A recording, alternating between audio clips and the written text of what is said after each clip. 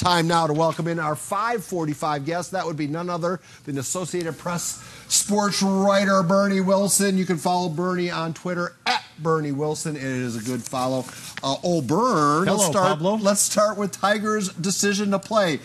He was playing so well at the end of the year.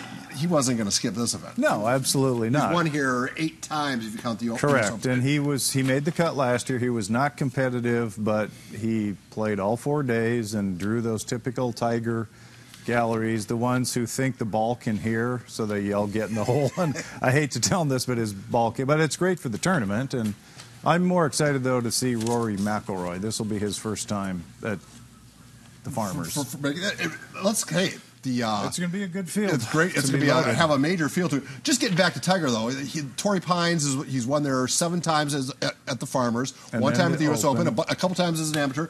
Why is this layout in his wheelhouse the way it is? Probably just because he's played it so many times. You know, when when you dominated in juniors, and then you come back as a pro and win it. It feels good. Let's get back to that star-studded field. You want to follow Rory. I want to follow Alexander Schauffele while he's still I hope I can spell his name right if I follow him. Schauffele, I believe. Something like that. Local kid making good. An Aztec, Measure G. No, there's no curse of Measure G for him. The tournament, no shortage of storylines for you, correct? Correct.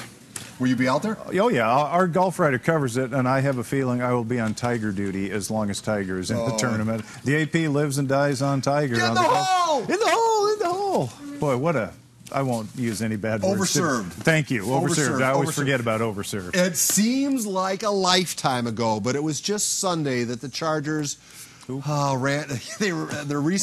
laid their recent playoff leg. Your thoughts about what happened in Foxborough? Well, as we discussed earlier on Facebook Live, so many people got that game wrong, thinking that the Chargers were... I mean, look, they had a good season. They also played Sisters of the Mercy, Mother Mercy, Mother Teresa. Mother Mercy of Northwest. There you go, Mother Mercy of North Dakota. They have a great roster, but the Patriots have the greatest coach of all time, the greatest quarterback of all time, and they have that system where you could put in a mechanic from Brockton and a lobster fisherman from Nantucket, and they're still going to win. So everybody got that one wrong except the Patriots. All right, so let's move on to the teams that are still playing here in San Diego. We have the Fleet and Strike Force about to fire up. The Seals soccer and goals are underway. Is San Diego now the minor league sports capital of the United States? Of the world, probably. It sure looks like that's Is that a good thing or is that a bad thing?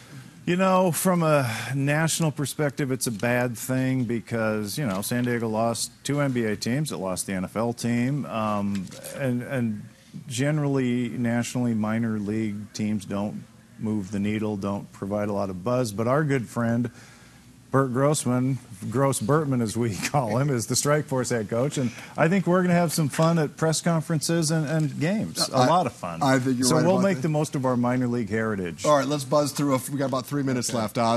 Aztecs won last night against the Lobos. You were there. Is this the win that turns the tide? Probably not, because it's the Mountain West isn't very good, but they still have a lot of road games, and they still have a lot to prove. New Mexico. The big guy looked good. The big guy looked good. Look, McDaniels is going to get his double-double. So the freshman looked good last night. New Mexico is like the Chargers. They stayed in the zone all game and paid for it. And so when they play man-to-man teams, though, they don't do quite as well. So there's a lot of work still to be done. All right. 21-year-old Taylor Fritz from Torrey Pines wins at the Australian Open. He's got Roger Federer next. The youngster, is he going to be the face of men's American tennis? Might as well be. Who else is? By sheer default. Right, absolutely. No pun intended. Yeah, there you go. Padres had a good crowd at Peoria for the... You mean Petco? Excuse me. Don't get ahead of yourself. They had a good crowd at FanFest at Petco. What does it bode for Peoria? Are you going to be there? To be determined. We have a rotating cast of characters that go in and out of Peoria, so... but when I'm there, I have to do other teams as well. I might be. The best thing about Peoria, of course, is the Moon Saloon.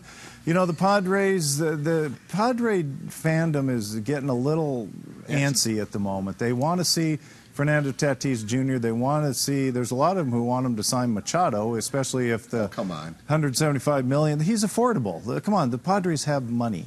And it's not a Boy Scout troop. What's the scoop behind Bob Costas leaving NBC? I have no idea. Well, thanks for adding your insight there. You're welcome. Is that a money thing, or is that just old age thing? Probably. I mean, he's been there 40 years. Yeah. I mean, that's back when I had hair. Anyway. Whose decision was it his or?